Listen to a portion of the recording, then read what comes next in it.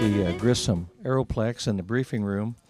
We're with pilot Tom Pemberton. Tom, are you a full-time? Yes, I'm a full-time, we call it an air reserve technician. The way the reserve program works is there's a core of individuals that are around the base on a day-to-day basis. They take care of the day-to-day duties that need to be taken care of. And then we are augmented by reservists, and the program's really about the reservists. They come in and take the time from their civilian jobs and come in. We have a couple gentlemen with us today that are flying with us. So with the two of us together as a program, that's what makes the reserves work. You're our chief pilot today. That's correct. And your rank? I'm a lieutenant colonel. Today we're operating with a three-man crew. Correct. We have a three-man crew today. When we had an upgrade in our avionics system a few years ago, they took away the navigator position. They reduced us down to a crew of three. We've kind of had to go through a little learning phase with the loss of the body, loss of the extra eyes that are outside in the cockpit. But we've compensated a little bit by gaining a little bit more crew integrity between the three of us acting as a crew. So, can you describe what today's flight will be like? You bet. Today we're going to take off out of Grissom here local. We're going to go ahead and head out to the due east, out to the east coast, coast out over Virginia area, and then we have a working area they call an AR area. 636 is the track area. We'll join up about 21,000 feet, I believe, and then we'll just be working in this box of airspace, if you will. Think of it as a box of airspace. Practicing refueling, practicing contacts with him, giving him a little bit of fuel, but just primarily practicing the procedures and going through, make sure that that's our day-to-day mission. How long have you been in? A little over 20 years now. What has been going on with your life flying the last year? The last year, we have had a few deployments here and there. We continue to support the global war on terrorism with a lot of the commitments. A lot of people say, well, what's your wartime mission? Well, our wartime mission and our peacetime mission, it's the same thing. So what we trained for today is the same thing we're going to be doing anytime, be it over Iraq or be it wherever. Our mission is the same, so we want to make sure that we do it the best we can. With co-pilot Major Mike Rostovic. Mike, you also fly for the airlines. I fly for Northwest Airlines. I currently flying the Boeing 757 for Northwest, and I'm based in Detroit. The differences between flying military and flying in the civil market, what's the like? As far as flying the larger aircraft, there's many similarities. The differences are procedures. This airplane we're flying, built in 1963, yes. KC-135, a beautiful, it looks brand new.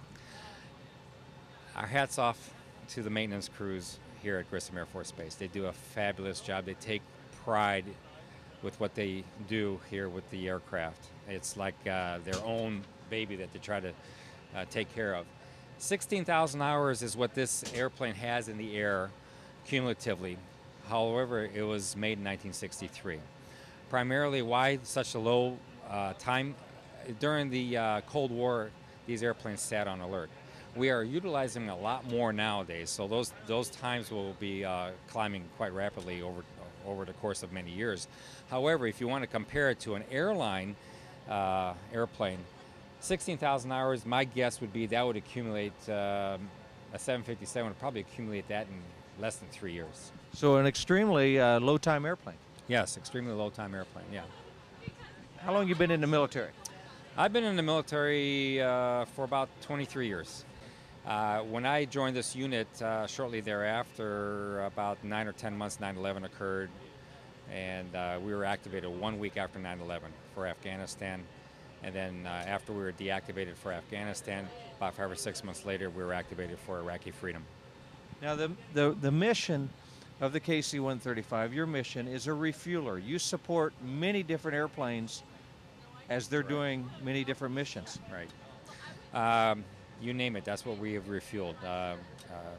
The B-2 bomber, B-1 bomber. We've even refueled the what we call the airborne command post, which is the 747, largest aircraft flying. We've refueled those. SR-71? Yes, we've done those too. anything, a wide range of airplanes. Everything that the Air Force has in their inventory, we've refueled, including the Marines, the Navy. They have their own. We're flying now in the KC-135. I'm with Staff Sergeant Joe Swisher. Joe, you're a part-time reservist, also an Indiana State Policeman. Yes, sir. Been on the state police for over 10 years now. And how long have you been in the military? Been in the military a little over 12 years. And you are a boom operator. Yes, sir. Tell us what your duties are. Duties include a little bit of everything. We do a little bit of load master duties, weight and balance information, a little bit of flight engineering. We back up the pilots when we're not doing our boom operations. And then our primary duties, when we have a 3-person crew, is to back up the pilots. Then we go back and do our air refueling. You've been in quite a while. Can you describe some of the missions you've been involved in? Well, I joined the military back in 1978 and then went to Germany during the height of the Cold War, when they had an East and West Germany. So I've been in the Army, infantry, and I got out for 16 years and went back in, joined the Air Guard out in Terre Haute, was in the security police out there. While I was out there, I got activated for 2 years on 9/11, went to Kuwait during the Iraq War, came back and then cross-trained over as a boom operator, and now I've been from anywhere from Darwin, Australia to Guam. I can tell you love your job. Oh yeah, love both of them. One complements the other real well. It's a nice break from routine as a police officer. Yeah, it's work, but it's a nice break, like you said. How much fuel that you can transfer? How fast? Well, like these F-16s that we're going to do today, we can offload about 4,000 or 5,000 pounds in about 2 minutes. So if we had usually like a 4-ship or a 6-ship, we could do those in about 10 to 12 minutes. So that refuels a fighter. He'll have full tanks and he can go do his mission, come back and refuel again. Yeah, a lot of times they'll do their dogfighting, come over, top off, and then go dogfight some more. If it was real world, they might take off light, come up, get refueled, go drop their bombs, come back, refuel, and go home.